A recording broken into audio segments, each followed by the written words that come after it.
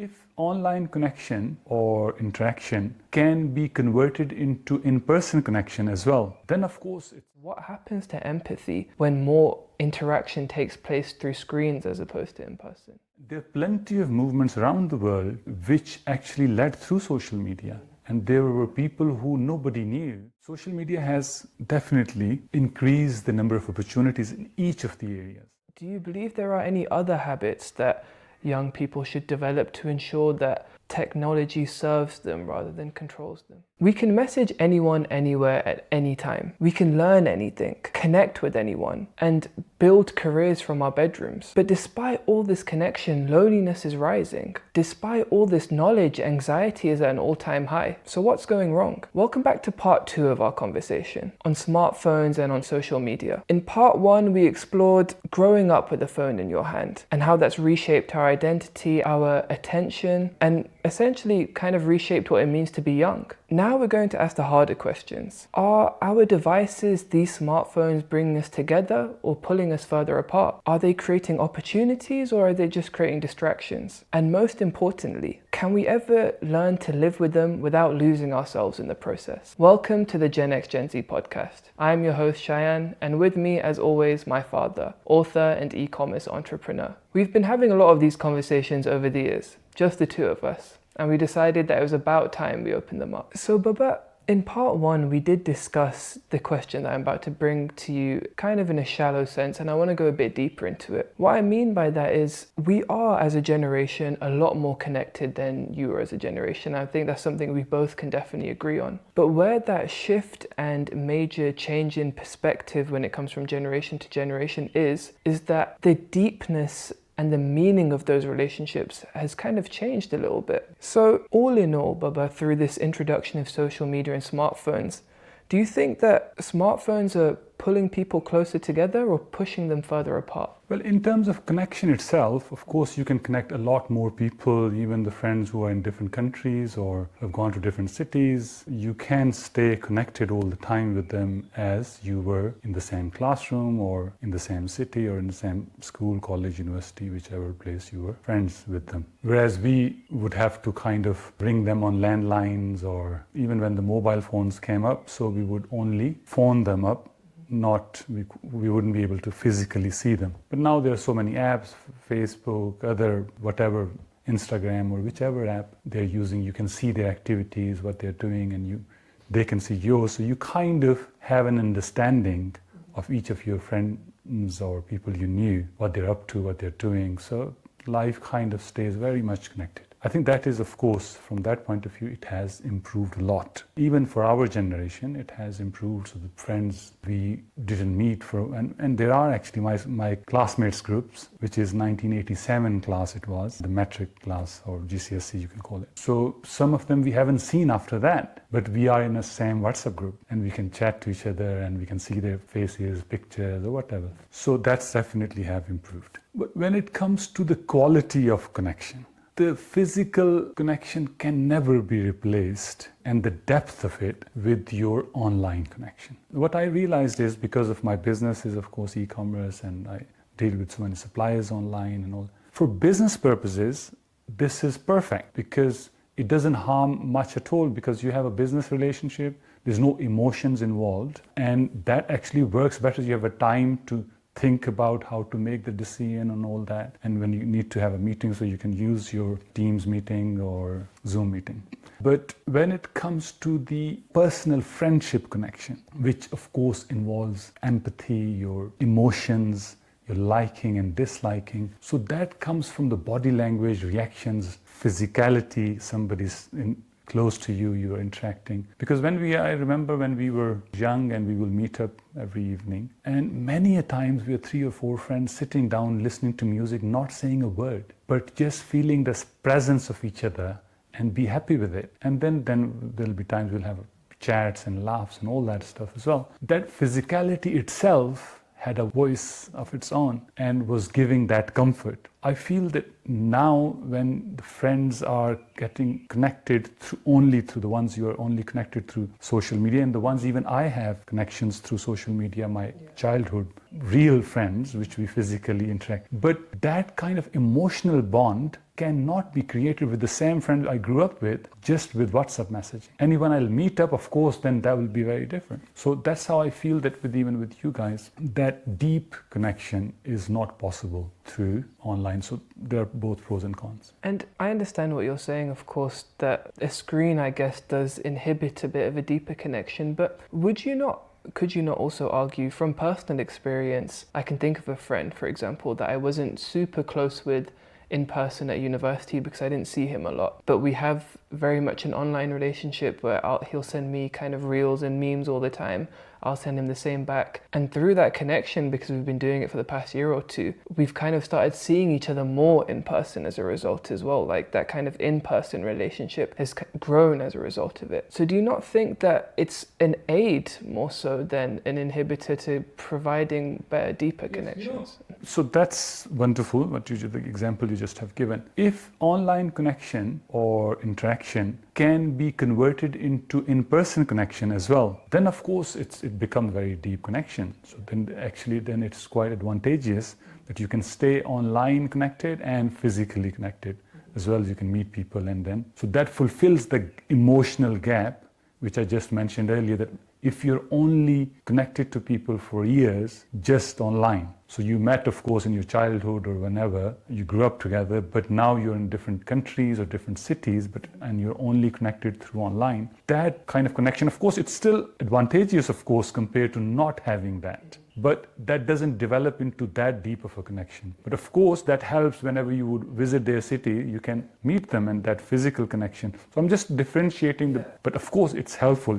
It definitely helps creating that social environment and to kind of meet even afterwards. So it's a good starting point at least. And I think that clarifies it as well, because even upon asking the question, I still see the in-person relationship as a deeper. Yes. It's like the social one is essentially the catalyst or the mover Yes. to that basically. So that makes sense. And now also, Baba, through social media and through our smartphones and through these screens, another thing I've noticed that is very common is I feel like we have a lot more exposure to people's lives, like far more than you guys did growing up.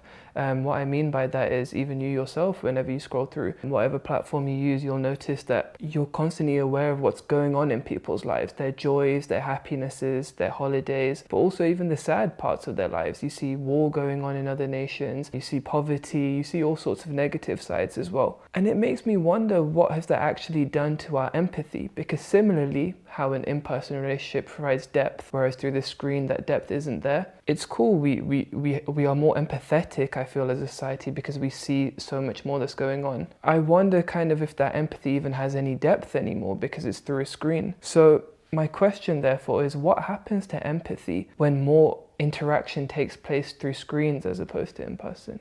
Of course, we become more empathetic to people we know. So before, because we only knew our local geography and people around us, and we didn't know anything about people in different country or different culture, different religion, different race. So now through social media, we are able to see the stories and whatever our interests are. So people with the similar interests would kind of get feeded up through our social media feeds. And we are able to see their personal lives, the stories, the way they live normal lives. So of course our exposure to the rest of the world has improved, and with that exposure, empathy for those religions or cultures or people of different colors kind of have improved, because not knowing anybody creates suspicion. Once you start knowing people, so the suspicion goes down and your empathy improves for them. But there's another side as well, that at a personal level, that's at a broader global level. Of course, it has improved empathy for a variety of cultures and other. But at a local level, at a personal level, your personal friends and people you are connected. Say, for example, I can't even remember how many online friends I have. Maybe 900 or 1,000, I think they are. To be honest with you, I wouldn't remember 90% of them or 95% of who even they are. I wouldn't even, or maybe I'm the type I wouldn't scroll through who is my friend list. Or only the few who maybe stay connected, who will phone me or who kind of sometimes message me. So I would know them as personally, or I would know that they are still connected to me. So the same way, even the ones, say for example, somebody only stays connected over the phone or over WhatsApp. They're sending you messages, they're sending you their reels and whatever. Well, sometimes you do feel a bit of empathy for them, I think, that somebody especially who kind of keep updating you, especially. So you feel that kind of connection to them that, okay, they are up to this or this, as long as they're calling you. But if you only see people on social media such as Facebook or Instagram and all that, that doesn't, I think, the empathy of personally seeing somebody, listening to their stories, interaction, understanding their body language, seeing them growing older or younger, looking good or bad, or whatever their feelings are about their particular situation. I think that is a lot more important, and for especially empathy purposes and kind of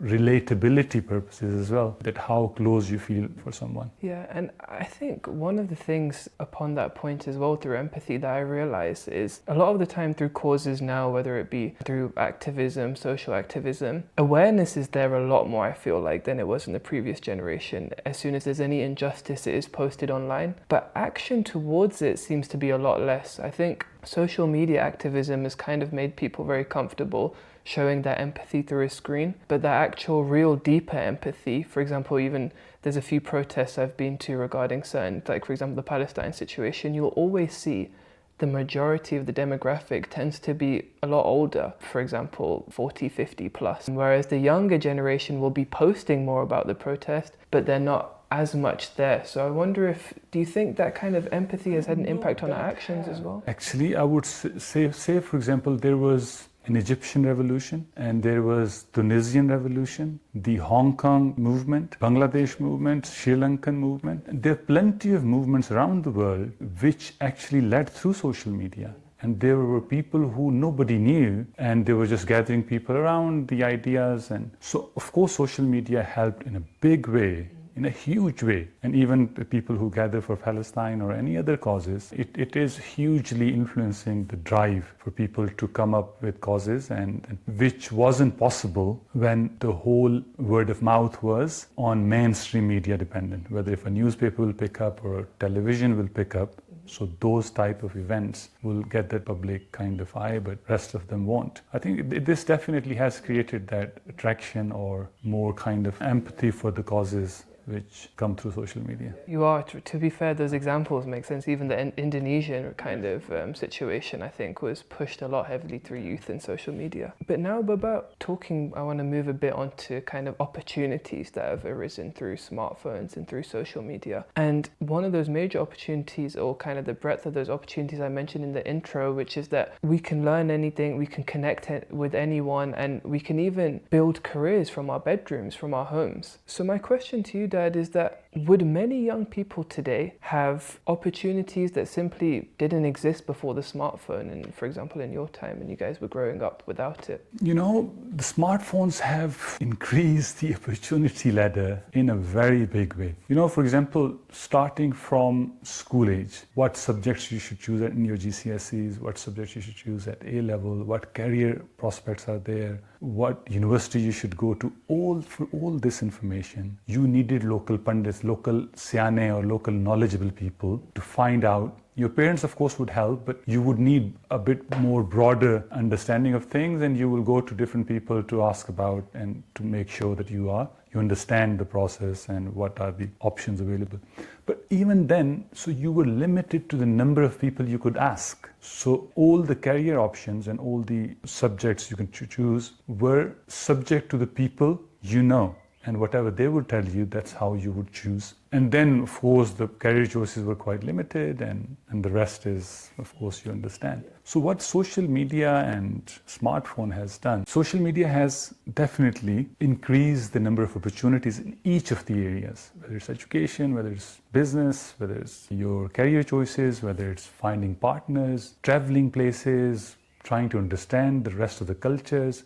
So in all areas, it has created a lot of opportunity for people to grow as individuals, as businesses, and stay connected to. So from that point of view, definitely it has improved life in a big way, created a lot of chances and ability to go for them as well. So Baba, obviously you mentioned as well that previously you kind of had limited access to who you could ask advice from and gain knowledge from.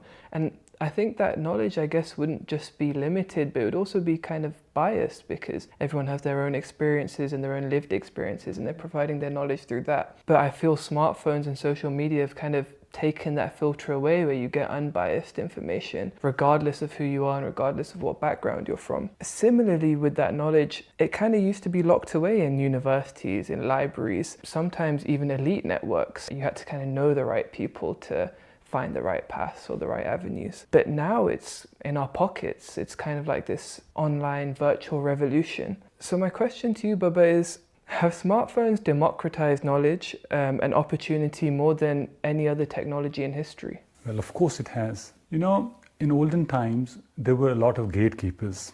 For example, if you want to publish a book, so you would need to go through certain publishers, and according to their choice, you can only publish a book. If you wanted to introduce a certain brands, and brands already in the supply chain would have had the strong brands already kind of existed and launching, and you wouldn't find distributors and all that. So now there are all sorts of platforms. You can create your own brand and so compete with the biggest brand available in the market. That's why the BYD, the Chinese car, which just came only a few years ago, and have started beating the biggest car brands in the world. So same goes for other opportunities. For example, because before what the issue was that the people who knew people would get doors open for them and people who didn't would struggle. But now it's available to everyone, and as long as you can sell anything across the world, you can sell your ideas, your content, your art, your craft, or you seek advice from anyone and you can find mentors or career choices. So that small group of people who found certain advantage in early life or gained some wealth had elite groups had a lot more advantage on normal people when it came to access of information or understanding which business or which kind of thing would work for their advantage. The social media has kind of flattened the world. It has made more accessible for everyone to, as long as they have the courage to challenge an existing brand or existing idea or anything else. So that definitely has improved. And I agree, because that barrier of entry to success is definitely kind of reduced through this. But I kind of even see this a lot online. You see stories of people who've made it that had no connections, they had no money, just essentially talent and a phone, and they did really successful. One more recent example, quite a viral kid that became very viral on social media,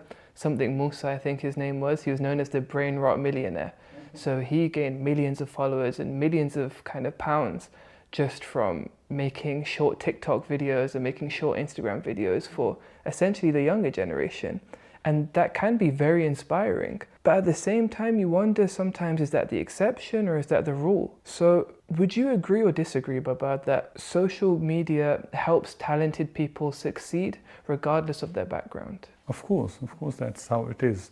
So what social media has done, as I mentioned earlier, that it has kind of cut through this gatekeeping roles. So it has opened up opportunity for everyone and anybody. As long as you work hard, you have some niche area you're working on, and then you can just put your talent, your craft, your product, your brand, your knowledge with your teachers, so you can educate the whole world. And you can learn your old languages and whatever type of research you want to access. Because before, even gaining knowledge wasn't easy enough. I mean, up till 13th century, so there was no even printing press. So once the books started printing, books used to be the source for elites. So commoners were not able to even read books at the time. So over time, so they spread, and then you would have to access a library in our times, or go and find kind of, and even when you're doing research on a set, so there would be some books or some kind of papers would be difficult to access, especially the research papers. You had to pay a lot of money to get them, and people wouldn't have resources to get access to those kind of research journals. But now everything is at a click of a button. In that way, it definitely has opened up opportunity for everyone. And I think I especially agree with the part there where you say that talent can be shared by anyone now. Yes. Because say before, I guess, someone that wanted to work on a news channel, wanted to work on TV, they had that barrier of having to know someone in for kind of news media or bigger production media. And now you can just share that talent easily through your phone, through YouTube, through whatever. So I think that's kind of the most golden part of that we can just share our talent however we want to now. But sharing that talent, using these experiences through social media, gaining that knowledge, having those connections, it's a big advantage of these smartphones and media. But sometimes through obviously the negative aspects as well, such as anxiety or distractions that we spoke about, we try to detox, we try to kind of have a bit of life without social media. And it's very common that people will deactivate their Instagram. It's like an option now where you can just not delete your profile, but switch it off so that you can delete the app and essentially maybe get away from that addiction of scrolling, similarly with TikTok and other apps as well. And I've tried it myself. I do it quite often, even at the moment. For example, my Instagram's deactivated. I like to take a break from it for a little while. And it helps kind of keep the distractions away, but because as a generation, me personally as well,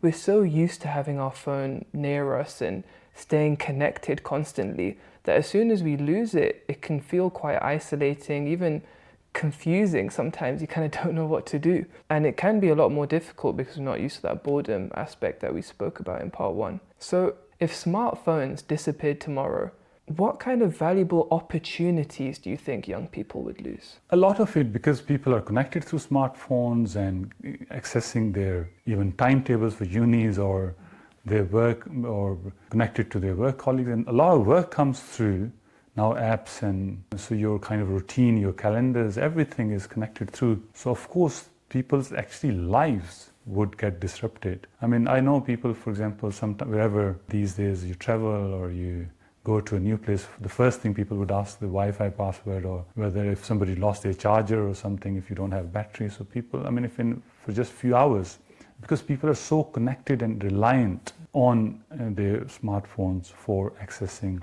work-related things or their own friend and family. So I think it'll become very difficult because it has become part of life. In a good ways, we are right now talking about opportunity. So in a very good way. But of course, as long as people use it in a balanced way where they don't kind of make social media their life, but use it as an aid to their life, then definitely it is an important tool, a kind of groundbreaking tool in human history, and quite helpful, and it will be difficult to kind of leave it out. And that balance kind of is the key word there as well, but sometimes it's difficult to maintain that balance because of the easy access that we kind of have to our phones and any form of media nowadays. And as a result of that, it's something again we discussed slightly in part one, but I want to go a bit deeper, is that we've never had to be bored. We fill every spare moment we have with content and with entertainment. And that might be great in the short term, but sometimes I wonder in the long term how beneficial that is. And obviously previously we spoke about in part one how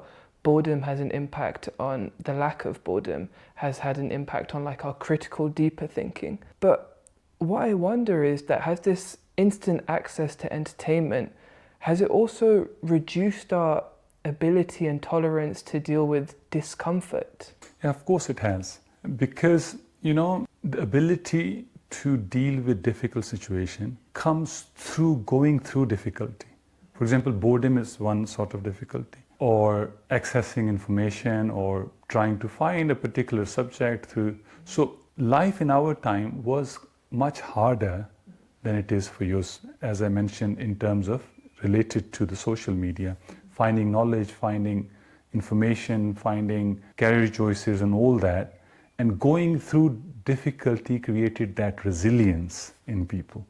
And boredom created that time for reflection, to go deep into your ideas, whatever you learned, and understand them in a much deeper way. Social media has created an environment where if people are not so careful, they can fill all their time whenever any difficulty comes through the distraction of social media, or whenever any boredom or a quiet time comes for their solitude or for their reflection. So if they would fill that time with social media or any reels or videos, so they wouldn't have enough time to reflect on things, on the activities on their daily life. And that creates a lack of depth or a surface level way of living, which kind of, when you're not dealing with a lot of difficult choices, or your ability to deal with them decreases because you are shifting to a more leisurely mode through social media all the time whenever any difficult choice comes. So then your frustrations grow and you react most of the times in a very uncomfortable way. Your ability to deal with difficult situations kind of slightly deplete. You don't understand how to deal with it. So your understanding and then how to deal with difficult situation grows much smaller. So from that point of view, definitely social media can be very dangerous if people use it too regularly, or do not let themselves deal with situations and reflect on things and understand their life, what is happening day to day, and give time for understanding rather than just continue scrolling or getting all the distraction all the time. No, you are right, and it is something I notice with myself and a lot of people my age, that as soon as something difficult happens, it's really easy to just remove that difficulty as a distraction and just kind of find the next TV show to watch or the next reel to look at. So it's definitely something that's very prevalent. And similarly, Baba, just as kind of boredom and the lack of it, has had an impact on our way of thinking and that lack of essentially critical thinking that we're talking about, we've also, not just boredom, we've removed, for example, these discomforts, we've even removed these struggles, even that art of waiting is gone. As soon as you're in a line, you're just on your phone, you're not really going through the struggle of waiting in a line anymore. So it makes me wonder that now that we've lost these things to an extent, what role did those things such as struggle, such as boredom and waiting play in building our character? You know, as I mentioned, life used to be difficult. Say, for example, just to pay the bills, electricity, gas, so you will have to go and queue up in the bank or in a place and then have to pay them yourself. Or any other things, any household utility, or then again shopping, for example, and all. So you needed a lot of effort to, sometimes water is not coming, or so many other things. And people, of course, humanity as a whole dealt with those struggles. And from very early on, so humanity always tried to find ways, whatever struggle they're going through, to avoid going through those struggles. And social media, of course, helped coming up with, for example, to get rid of the struggle of boredom or struggle of finding out all this knowledge information and all the other type of informations. But at the same time, what now people are realizing is that the learning process needs struggle. So you only learn deeper when you go through a struggle and how to navigate through that difficult time. So each chore, which is a difficult one, once you do, your mind works how to simplify that chore and make it more efficient for yourself. So that is a creative mindset that comes out with that. And with the absence of boredom and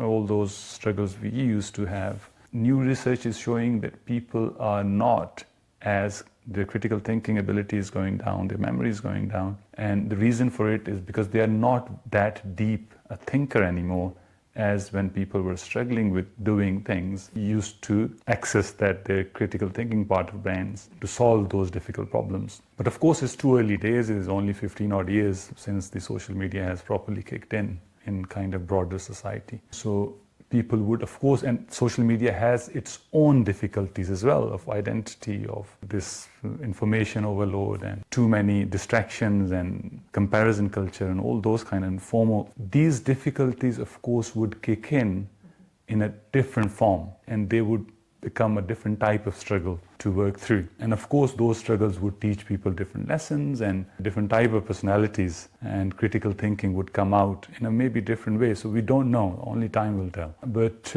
struggles do help in the process of learning and understanding life in a deeper way. And what you say there is very interesting, that our struggles generation to generation have changed. Obviously, the digital comparison, that information overload, it's not something you guys had to deal with as much. And I feel like there is obviously quite a common mindset from generation to generation, even from my generation to the younger and the one before that, that you kind of see the next generation sometimes is weaker, that they don't have as much resilience dealing with that struggle. And it's interesting that you say that kind of maybe our critical thinking is a different kind of critical thinking is required, which, to go deeper into that then, are you kind of saying that it's not so much that the younger generation might be less resilient, but they're kind of simply facing different challenges? Yes, because what I have noticed growing up, the different segment of society, pre-social media context I'm talking about. Some segment of society would be struggling less than others, but it didn't mean that the people who are struggling less didn't have challenges. So they had challenges, but different type of challenges. And through those challenges, they learned, and the resilience still came through in a different way, in a more sophisticated way some of the times. I feel that when humans try to overcome their struggles and do overcome part of their struggles, so they come now second ladder or third ladder, and now the struggles would be of different kind, but they would create a more sophisticated version of human to deal with those different type of struggle. Because if you're very deep at the bottom, when the struggles are very, say for example, when the struggles were how to eat, how to find food, so they were very basic struggles, how to find shelter, for example, that's a very basic problem.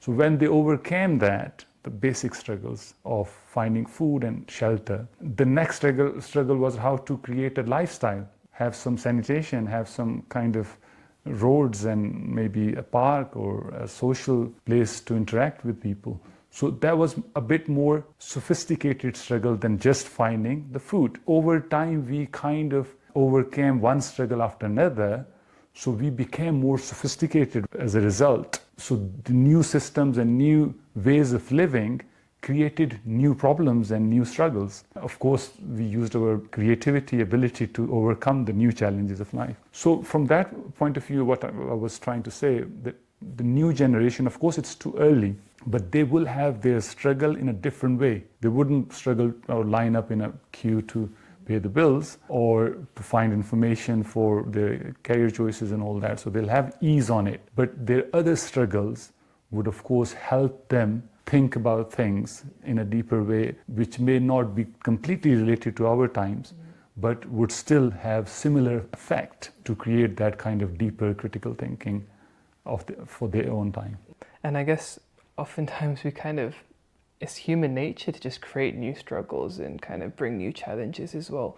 So that does make sense now, Baba. Further on this point now, I kind of want to move a bit onto a bit of skepticism. And what I mean by that is my generation, and maybe you could even argue the generation before me, the millennials, but more so my generation, we're the first to grow up with this. We're the first to grow up with technology in our hands. Because to be fair, I think millennials were a bit older once the smartphone was introduced. So we're the first group that kind of has been born into having all this access to information, these constant connections and everything else, all the positives and the negatives alike. So it makes me wonder, in your opinion, if today's teenagers continue using technology and everything continues the way it is, what kind of adults are we likely to become, or what kind of adults are they likely to become?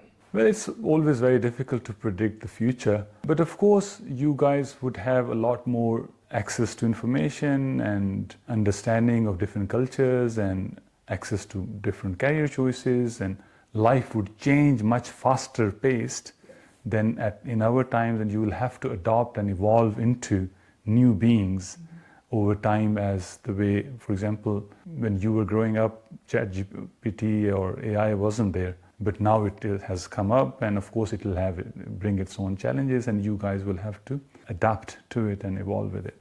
So I think life would be much more fast-paced, much more accessible, all the information and all the choices as well. And people can't stay still. Say, for example, in our time, so you found a job and you might kind of retire with it. But now I think times will change, so you have to continuously develop yourself with the new set of skills, with the way technologies. I think that's how but they will be informed as long as they use it wisely. So they'll be much more informed and find time for personal reflection and understanding themselves and their surrounding, because information doesn't mean that you understand what is happening. Information is only fulfilling at a basic level that what is happening, but understanding why it is happening is what knowledge is. So that comes from reflection, you kind of quietening down, slowing down a bit and understanding what information you're getting. This might be an optimistic view, but humans we have constantly adapted to whatever change, whether it be the printing press, whether it be an internet coming in, whether it be mobile phones, landlines, and even further before that we have always kind of adapted to these things. But self-reflection is something you mentioned at the end there, and I think that's a really important habit that we should implement in order to deal with these changes. But do you believe there are any other habits that young people should develop to ensure that technology serves them rather than controls them? I think just being vigilant that technology can become your life if you are not careful. Rather than constantly scrolling and using it for only entertainment purposes, if you use technology for learning, for finding new options or learning cultures or understanding life, then it's a wonderful tool. Of course, you can use it for entertainment purposes as well, but making sure that you use it whatever the entertainment window you're giving yourself, whether it's an hour, 2 or 3 hours. So making sure that you fix times for your entertainment window, and that should be a reasonable time. I don't want to fix the time, but it should be a reasonable time. And the rest of it, you should only use it for the right purposes, which is learning or understanding yourself, life, or your career, or anything else. And you can use, for example, screen times to ensure that you follow those restrictions, and those tools are there to help regulate it, of course, as well. But despite those tools, whether it be screen time, and nowadays you even have apps that, like Opal, I think is one of them. Even Duolingo does a similar thing, actually, that it switches off all your apps until you've done your Duolingo for the day, and there's similar apps like that. Those tools are there, but do you believe that schools should also help implement these tools? And what I mean by that is, do you think schools should start teaching digital kind of self-awareness in the same way that we've been taught literacy and numeracy from a young age? For example, we mentioned earlier that England has introduced no social media for youngsters, or Australia has introduced no social media for youngsters. That's a wonderful step. So that's a wonderful first step. But since social media has come, I don't think any state has introduced any kind of syllabus for young children to understand what are the risks and what are the opportunities. So I think that kind of some sort of subject should be introduced, like any literacy or mathematics, where people can understand how better they should use the social media. I think that will be the best thing for states to do. That if young people from very early age would know what the risks are and how to use it best, as they, for example, know how to use the language best and how to write best, or how to critically think through mathematical texts, or how to understand geography, or any other subject. The similar way, this is a very core to future human life, that how to use technology in your favor rather than becoming a victim of it. And I completely agree with you, because I think that should be a core part of every curriculum now for children growing up. But sometimes I wonder if the major boundary to that is the fact that us growing up with technology means that we don't have really a model answer, because we're kind of learning everything as we go. We don't have kind of a model for how using technology in a healthy way looks. So in your opinion, Baba, what would a healthy relationship with technology actually look like? Well, the healthy relationship with technology is that it's a wonderful tool. Understand, this is a wonderful tool, but at the same time, very dangerous tool. So if you use it for your progress in life and for your growth purposes, it's a wonderful tool. But if you use it just for entertainment and for getting away from any difficult choices or for distraction purposes, then it's something which can distract you all your life. So if you just make sure that, or kind of mark two things, which one is growth, which one is distraction, and follow all the tools which are creating growth in your life, and limit all those which are only distractions. And even if you have to, for example, access some sort of entertainment, or which in my view is distraction, just make a time window for it, 1 hour or 2 hours, and do not exceed that. And it can be easily managed. And I think millions of people, and majority of them, are managing it well. It's only a minority which is getting overly distracted and hyped, and people are going through mental health or other kind of stresses, or their critical thinking and other memory, sleep, health related issues are getting affected through them. And that is a minority. And Baba, now also obviously mentioning the UK ban earlier as well, it seems like the state is trying to kind of get a lot more control of how the youth and children, what their exposure should be to digital technology. But how do you think parents can guide children through a digital world that essentially you guys haven't really fully experienced yourselves at that age? Well, luckily, for example, for me, I kind of became more digital savvy because my business was e-commerce, and of course not as much as, for example, my younger daughter Amina, or you guys, of course, would be more savvy than I would. But still, I mean, of course, but there would be, of course, parents who haven't kind of seen digital world as closely as, for example, myself, or even older than me. I know some uncles who couldn't even email. He wouldn't be able to attach documents in an email. So how would they teach their children? It's a difficult one, to be honest with you. There's no kind of easy answer to it. People who don't understand, they don't. And it kind of becomes, and there's another issue. Even the people who understand, parents, because the gap between their understanding of digital world compared to their children is still there. Children take advantage. I can see Gen Zs that they, in certain areas, see their parents less capable of advising them because of their greater knowledge in digital world. And that is quite challenging sometimes, and especially if parents have to discipline them, or even just with body language one can see, because of this gap, which we didn't have with our parents. But now each Gen Z has this digital gap with their parents. And because of that gap, they have any advantage in knowledge is a superiority. And they use that in their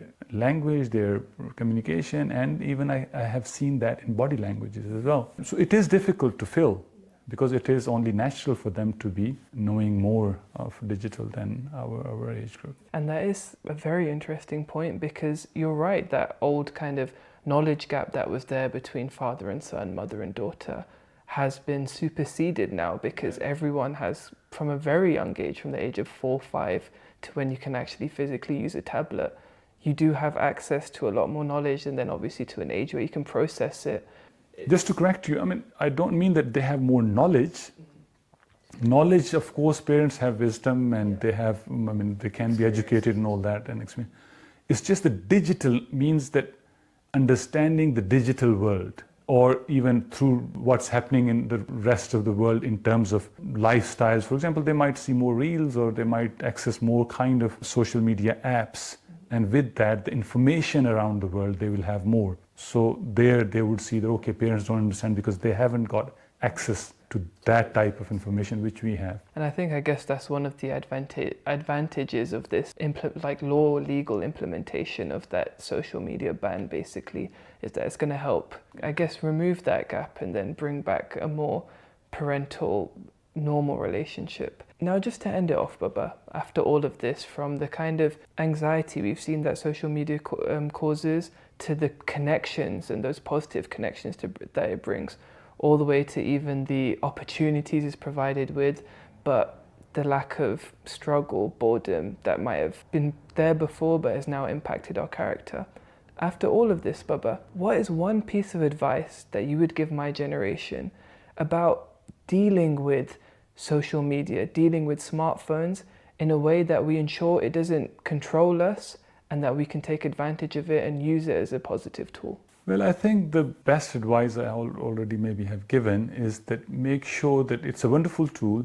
Use it for growth purposes, for increase your knowledge, understanding of the rest of the world and yourself. But ensure that it doesn't distract you so much that you lose yourself or your ability to think clearly, or lose your memory, or you lose your sleep over it, or lose any part of your mental or physical health because of social media.